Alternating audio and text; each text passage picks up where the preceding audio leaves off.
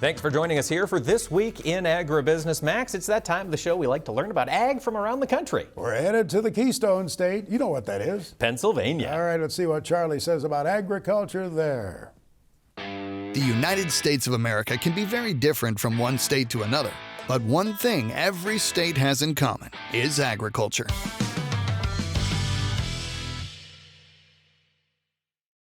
Hey everyone, I'm Charlie Behrens and welcome back to the Agricultural States of America, where we explore the agriculture of different states and hopefully give you some more appreciation for all the great things that farmers are producing across America. Today we are talking about one of the original 13 British colonies that is often referred to as the Keystone State because of its strategic location to all the other colonies. We're talking about the Commonwealth of Pennsylvania, also known as the Quaker State. Yes, Quakers, like the dude on the side of your oatmeal box. With the Appalachian Mountains running through the center of the state and the Allegheny and Pocono Mountains spanning the northeast, close to 60% of the state is covered in forests, but much of the remaining land is dedicated to farming. The farmers of Pennsylvania take up about 7.3 million acres of land, divided by more than 52,000 farming operations, which makes the average farm about 140 acres in size. Assuming I did my math right, which frankly, not a great assumption. But bottom line, Pennsylvania has a lot of farms. In fact, Pennsylvania ranks 19th among the states in egg production, with almost 70% of farm revenue coming from livestock product sales. Milk is the state's most important and leading commodity. Pennsylvania dairy farmers produce 5.5% of the nation's milk supply, and the state is ranked 5th nationally in milk production. In addition, Pennsylvania farmers raise chickens for meat and eggs, cattle, goats, hogs, turkeys, and sheep.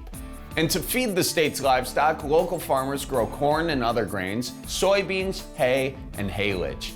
Now, if you're not sure what haylage is, it's essentially hay, but instead of drying it before baling, haylage is baled at a high moisture level and sealed in plastic to be preserved by fermentation. Because let's be honest, fermentation makes everything better. Just ask the cows and everyone who likes beer. Also, did you know that Pennsylvania is home to the mushroom capital of the world? It's true, I'm talking about the small town of Kennett Square in southeastern Pennsylvania. Their water tower even says it too, and water towers have never told a lie. That is a fact. Pennsylvania's farmers grow more than half of the mushrooms consumed in the entire United States, roughly 500,000 pounds each and every year. And when you put it that way, these farmers sound like a bunch of fun guys. Don't they? Get it? Like fun guy? Sorry, dad joke. All right, enough shiitake. Let's get back to spore mushroom facts. It all started back in the 1800s when a local florist conceived the idea of growing mushrooms beneath his greenhouse benches. With success, he expanded and other farmers caught on. Now, button mushrooms are the most popular type in the US, and they include 3 main varieties. When they first appear, they're known as white buttons.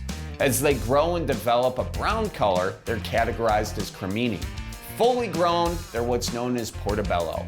It's kind of like watching your kid grow up, you know, send them off to college. But in this case, your kid is the mushroom and college is your stomach. So, great analogy, Charlie.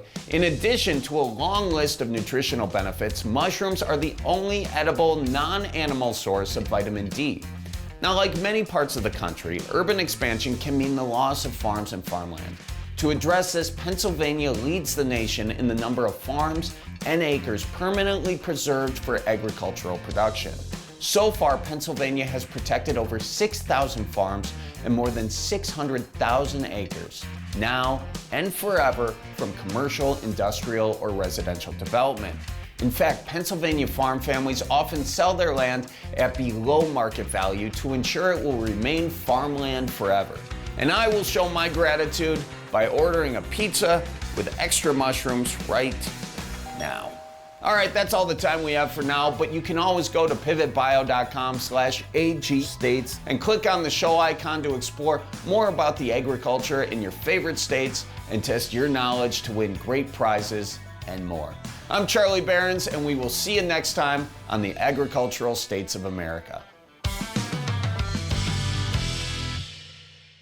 Yeah, in the state of Pennsylvania, they started farmland preservation many, many years ago. As Charlie pointed out there in Ag States of America, I had a farmer tell me about 25 years ago in Pennsylvania, he said, forever, locking it away forever. That's a long time. It certainly is, Max. We've seen some other states try these sorts of things. It'll be interesting to see how farmland preservation looks 100 years from now. He mentioned the Amish. Of course, there are many of those farmers. Lancaster County, Pennsylvania. I was there to speak at their Farm City banquet a few years ago and went out into the field with a farmer.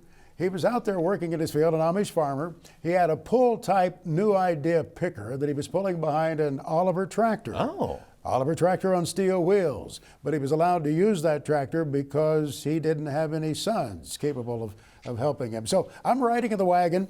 All of a sudden, corn isn't coming out of the spout into the wagon. And my buddy John and I yelled, "Hey, Mr. Martin, Mr. Martin." We found out that we knew more about that picker that he had borrowed from another farmer than he did. So I said, "Mr. Martin, do you have any tools?" "Well, I think so." We found a hammer, we found some pliers, we found some wire, got the chain back together, and got him moving again. Got him back to working. Pennsylvania agriculture certainly is diverse, and Max, it'll be center stage here this year, at least in the House of Representatives, as their representative from the 15th District, G.T. Thompson, is chair of the House Ag Committee. Yeah, there's more coming up here. Stay right here with us.